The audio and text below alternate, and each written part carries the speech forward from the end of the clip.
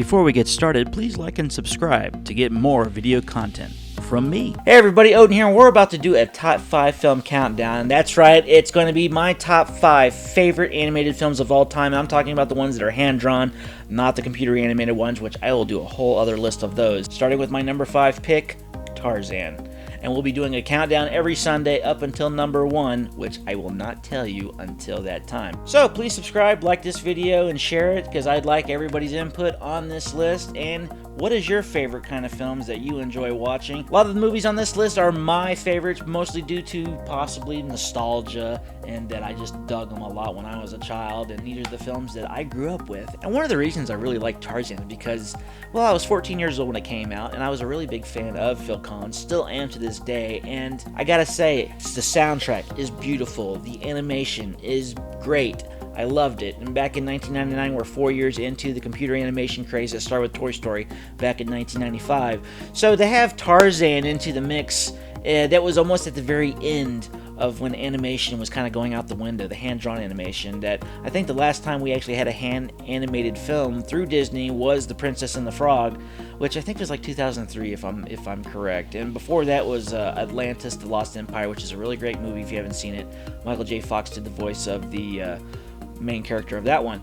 But this one stars Tony Goldwyn as the voice of Tarzan, Lance Henriksen as the voice of his father. I can't remember the name of the gorilla that is his father in this. And then you had the voice of Glenn Close playing his mother, and Minnie Driver playing the voice of Jane. And Rosie O'Donnell was in it too, doing the voice of Tarzan's best friend, which, again, it's been a long time since I've seen this movie. But let's get into it, starting with number 5, Tarzan.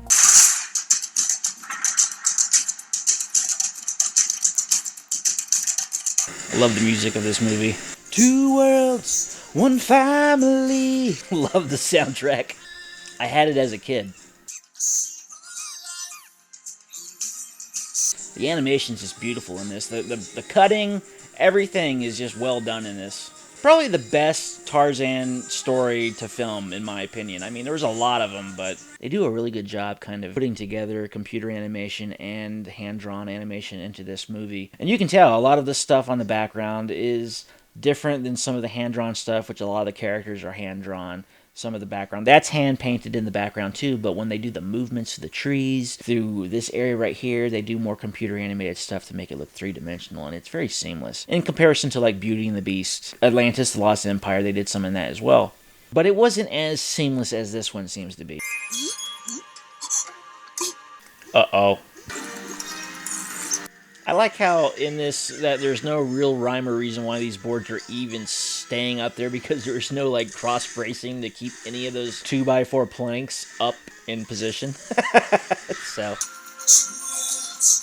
the weird thing about a lot of Disney movies, it seems like there's always a parent that passes away. You know, you had Beauty and the Beast, where Belle only had her father. Aladdin had the same thing, he was an orphan. Same with Jungle Book, orphan. Shoot, Lion King, father passed away. I mean, there's a lot of things in Disney movies where it kind of all originates back to the upbringing of Disney, and I think they kind of continued it after the death. They always have some kind of tragedy that happens in the main characters' lives that basically is what is the thing that pushes them and drives them to be the hero that they become to be at the end of these stories. I said he could stay. This is the voice of Lance Henriksen. He's actually shown up in a lot of movies in his career. He's in his 80s now, doesn't do a whole lot these days, but love the actor, love his voice. He's got really deep sounding voice, great for voiceover work. Another good movie he's in, which is kind of a cult classic in a lot of ways, was Jean-Claude Van Damme, called Hard Target. Kind of a cheesy movie, but I still dig the action. John Woo. I will be here, don't you cry. Cue Phil. For one so small, you seem so strong. This is definitely a computer animated shot, fitted with hand-drawn animation. Beautifully put together, seamlessly still, I think. It all is collaborated into a very seamless movement that just flows well. Tarzan! Oh, thank goodness you're all right! Carla and I have been... Rosie O'Donnell. Belly flop. Those never feel good.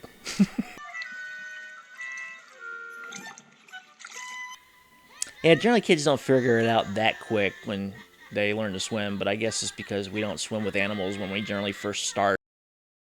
Usually it's in a concrete pool where there's nothing else to watch to get any kind of examples as to how to keep going. This kid's picked it up in 15 seconds.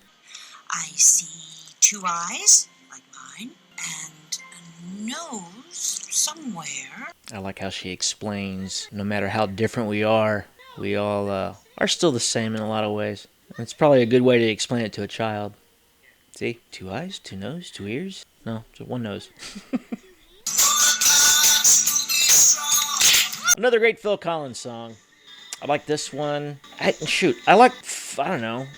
I don't know which one's the best. I mean, You'll Be in My Heart's great, of course. In Two Worlds, the very first song in this movie, I enjoy. It's probably my second favorite of all the songs. And then there's a third one, which I can't remember the name of it. It's the one where he's at the camp. I just don't remember how it goes, but I do enjoy that song. Oh, transition. He's an adult now. How'd you know it was me? Voice of Tarzan's Tony Goldwyn. If you don't know who that is, he was actually in recently Scandal. I think he played the President of the United States. And he was also in Ghost, where he played the villain. And The Sixth Day with Arnold Schwarzenegger back in 2000. Not the greatest movie, but was entertaining. But I like Tony Goldwyn. He's a pretty good actor. Tarzan could be some subspecies. That voice is Newman from Seinfeld. Can't remember his freaking name at the time. Wayne Knight. Got it. Didn't have to look it up. He also played Netri from Jurassic Park. Between a gorilla and I guess that's a cheetah, there would be no contest. The gorilla would win, no problem.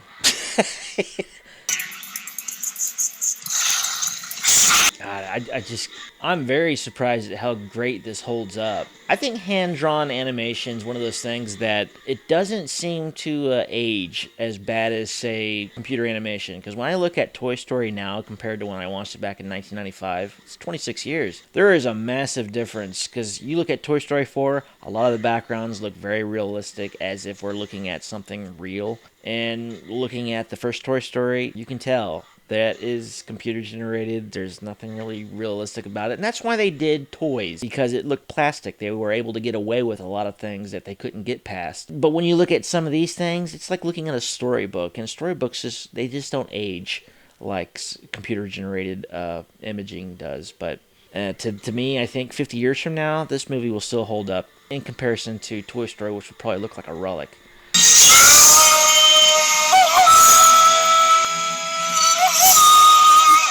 That's iconic. You can't get any more iconic when it comes to a yell. And the Tarzan yell is up there. Along with, say, like the Godzilla roar or the T-Rex roar. Everyone knows what Tarzan yell is all about. Are there any other sounds or roars that are very iconic?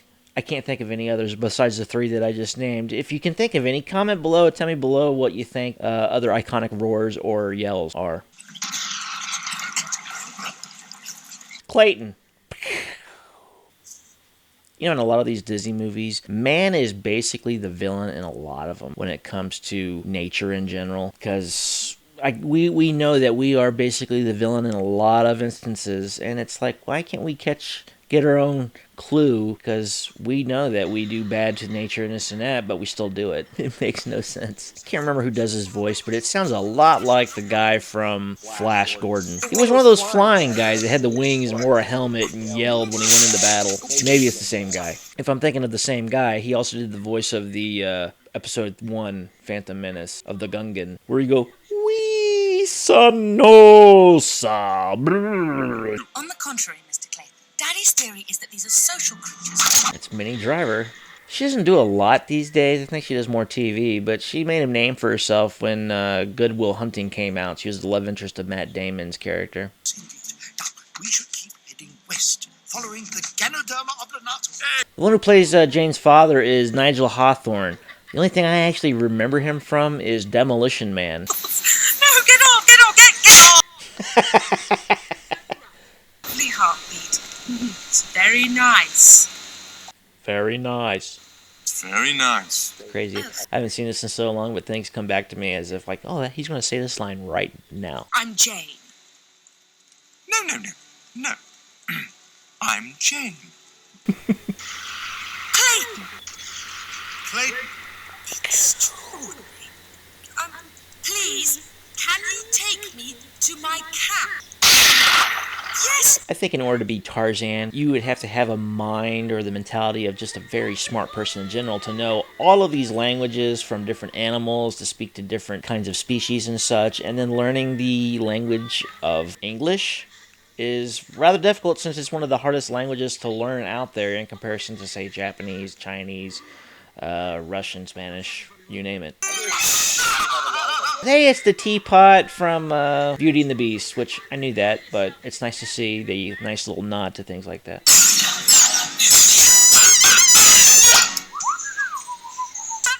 I was swinging in the vines, up in the air, swinging, flying, I was in the air. I feel like the fathers are always kind of bumbling in these movies. This father in Tarzan, then you have the father in Beauty and the Beast, as well as the Sultan from Aladdin. They were all kind of like bumbling idiots that you kind of loved just because they were just so innocently stupid.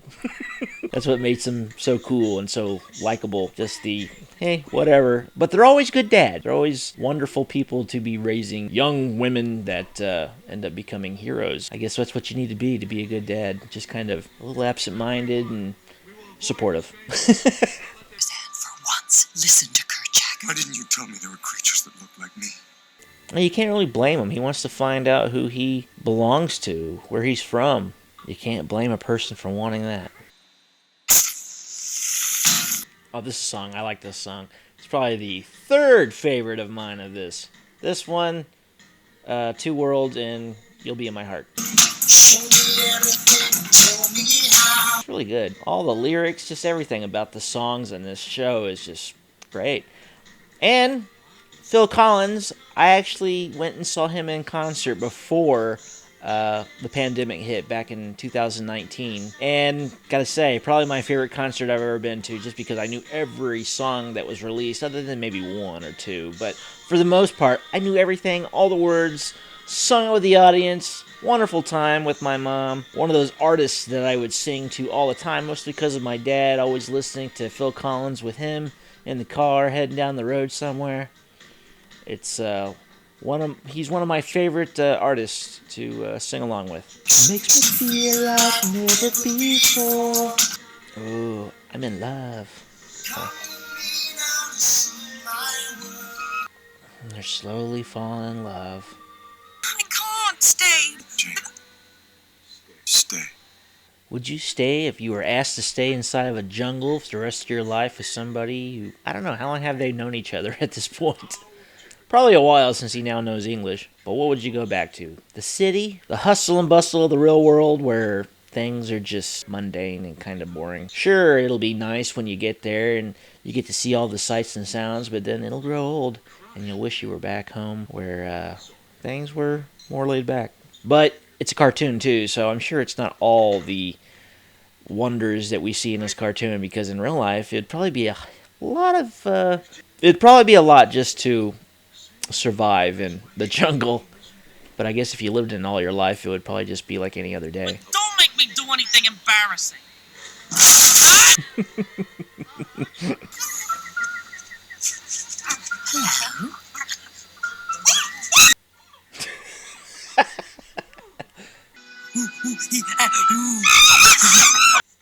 I've known that for 22 years, ever since this movie came out. I've always had that ooh in my head that has never gone away. The same with Mortal Kombat Blood Code from like 1994. ABACABB. Don't know why I still remember it, but I do. Man, that guy goes through some ammo just shooting random things. We're just trying to get everyone's attention. Everyone, I need more rounds. It's the simple things that make me laugh. Wait a minute. Elephants can't see through their trunks. There's no eyes in trunks. I don't know if an elephant would make that entire boat go that way, but it's a movie and it's animated, so I shouldn't really give it that much attention. It sounded just like an elephant. Here comes Tarzan's entrance. It's a pretty epic entrance. Here it comes. It's that yell. It just makes it a whole lot better. I think this is one of the darker deaths when it comes to Disney films, just because, well, you'll see. Yeah, this is a bad death. I can't think of a death that was worse than this one. I mean, you had Gaston and Beauty and the Beast who fell to his death. He basically hung himself. Right here. Boom. Dead. Boom. Hangs. There he is, hanging in the background. I mean, it's pretty grim. I like that back in the day, they didn't really shy away from how people died, even though it could have been a very tragic. But hey, that stuff happens. It's reality. So I think it's okay to put it in these cartoons and kind of, not be graphic about it, but at least show that people do die. It does happen. And then I think it's better in the long run because there's not so much of a shell shock when kids get to a certain age. But I'm not here to give parental advice to anybody, so do what you want to do. But I think it's okay to be open in that respect. My son. Yeah, at least they had that moment before he passed on.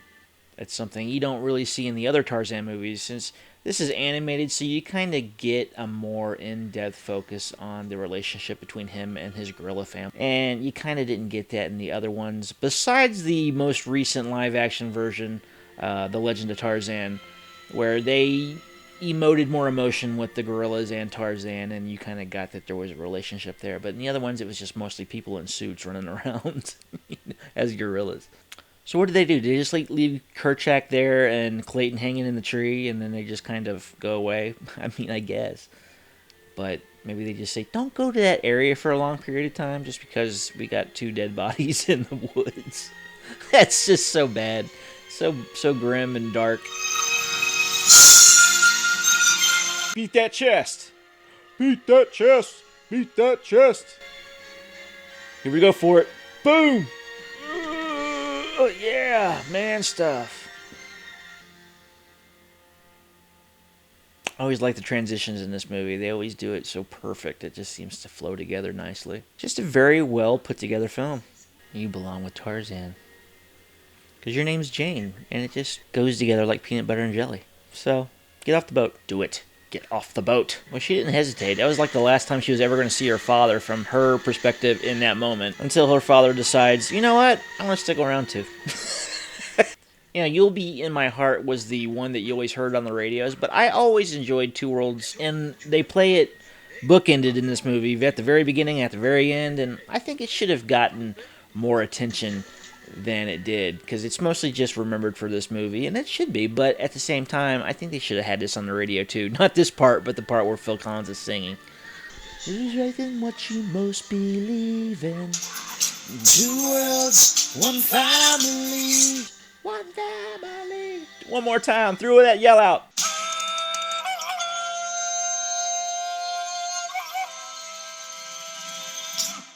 Well, that was it. That was Tarzan, my number 5 pick for favorite hand-drawn films of all time. Number 4 is coming next week, so stay tuned for that.